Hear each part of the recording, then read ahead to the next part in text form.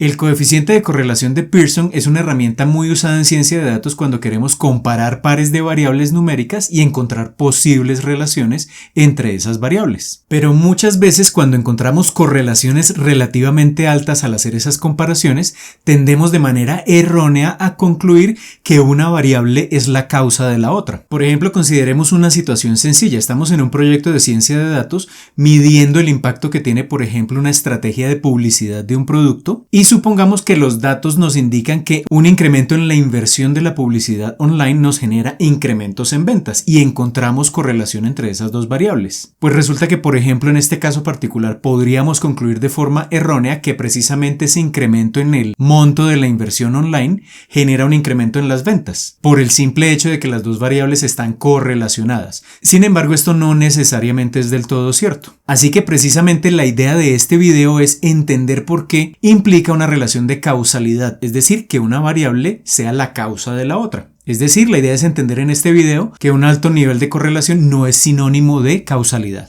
Y antes de comenzar, recuerden que si les gusta este tipo de contenido que vengo haciendo acá en el canal, desde ya los invito a que le den un pulgar hacia arriba de me gusta a este video, a que lo compartan con todos sus amigos y conocidos, pues esto me va a ayudar un montón a seguir llevando este contenido cada vez a más y más personas. Y si aún no lo han hecho, los invito a suscribirse al canal y activar la campanita para que YouTube les notifique cada vez que publique un nuevo video.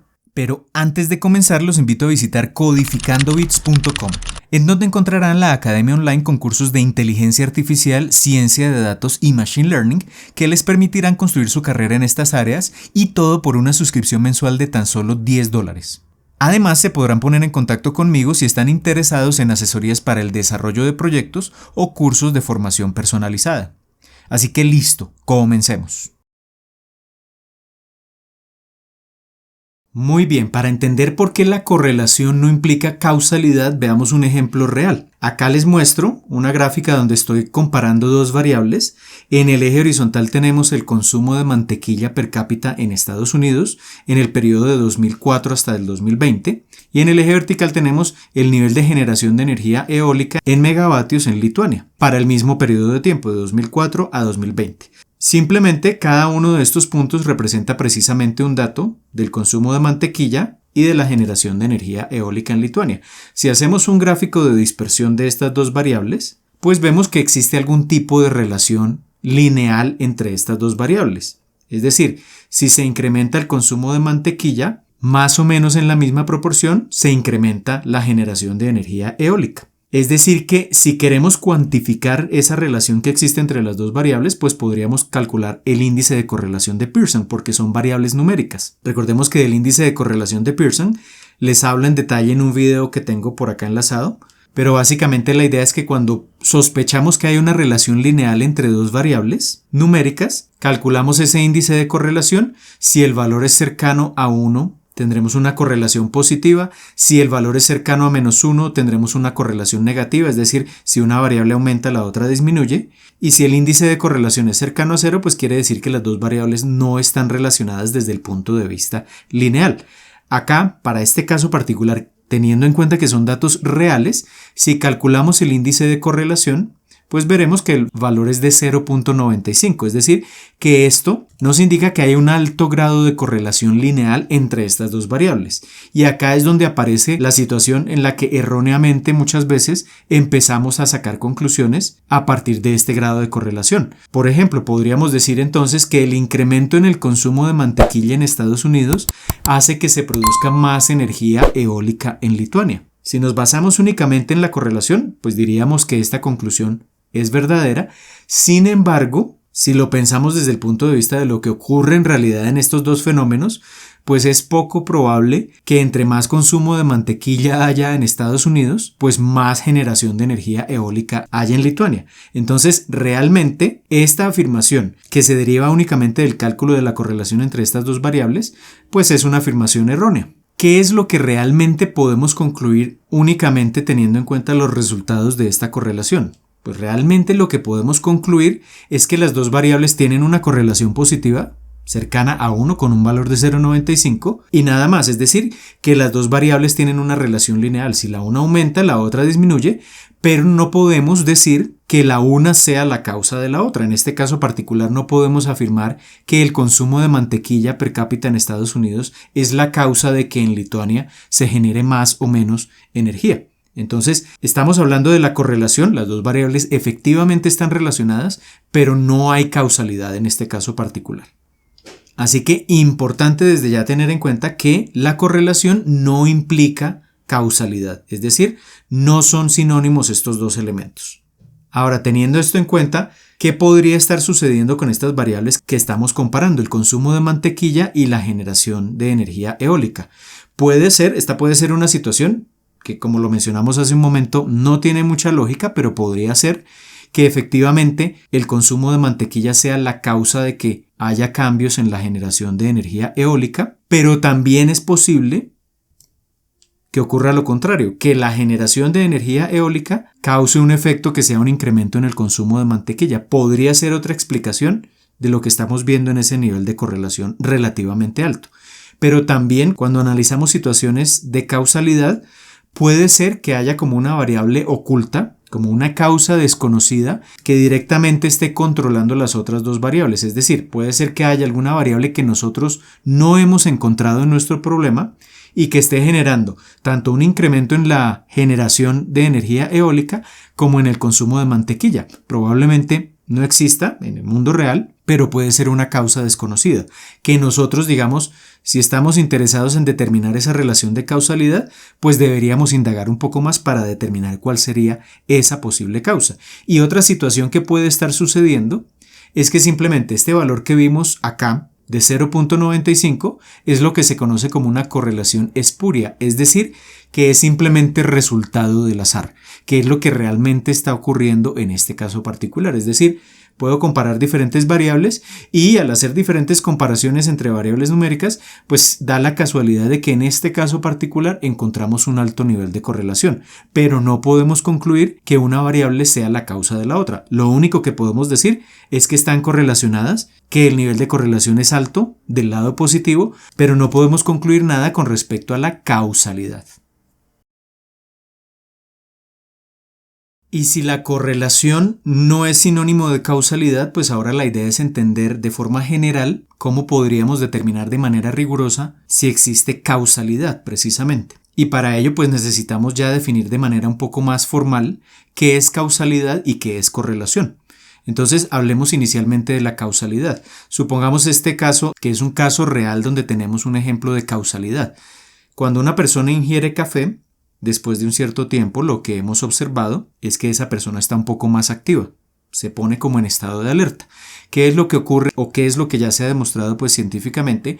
Que el café contiene cafeína. Cuando ingerimos café, esa cafeína interactúa con algunos receptores que tenemos en el cerebro y esos receptores generan una sustancia en el sistema nervioso que hace que la persona esté un poco más activa. Entonces, acá precisamente tenemos un ejemplo de una relación causa-efecto. Tenemos un ejemplo de causalidad. Entonces, lo que podríamos definir de manera muy general como causalidad es que un cambio en una variable X induce cambios en otra variable Y no al revés. Acá es importante tener en cuenta que la relación se da en una sola dirección, pero no en la dirección inversa. Es decir, si yo estoy diciendo que la cafeína incrementa, digamos, la actividad que puede tener una persona, lo que no puedo afirmar es que entre más actividad tenga la persona, más cafeína contendrá el café, porque la causa es la cafeína y no la actividad de la persona. Entonces, un cambio en una variable X genera cambios en otra variable, pero no en la dirección contraria. Tenemos ahí un ejemplo de causalidad.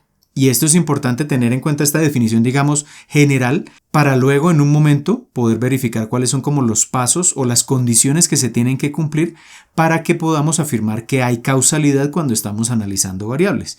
Y la correlación, como ya lo hemos visto en la primera parte de este video y en videos anteriores, por ejemplo, si tenemos acá nuevamente el caso del consumo de mantequilla y la generación de energía eólica en Lituania, tenemos un alto nivel de correlación de 0,95. Lo que simplemente nos dice esto es que hay una relación lineal entre las dos variables. Si la una aumenta, la otra aumenta en la misma proporción. Pero no tenemos ningún tipo de causalidad. Es una definición completamente diferente.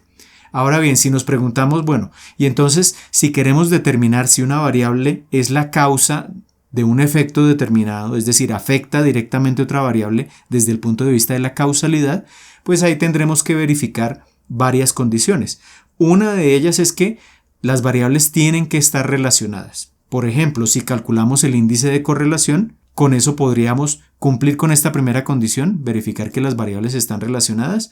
Entonces, volviendo al ejemplo que hemos venido analizando, pues esta primera condición se cumpliría en el caso del consumo de mantequilla y la generación de energía eólica en Lituania. Pero no es la única condición, realmente son 4 condiciones que generalmente se tienen que cumplir simultáneamente para afirmar que una variable es la causa de la otra.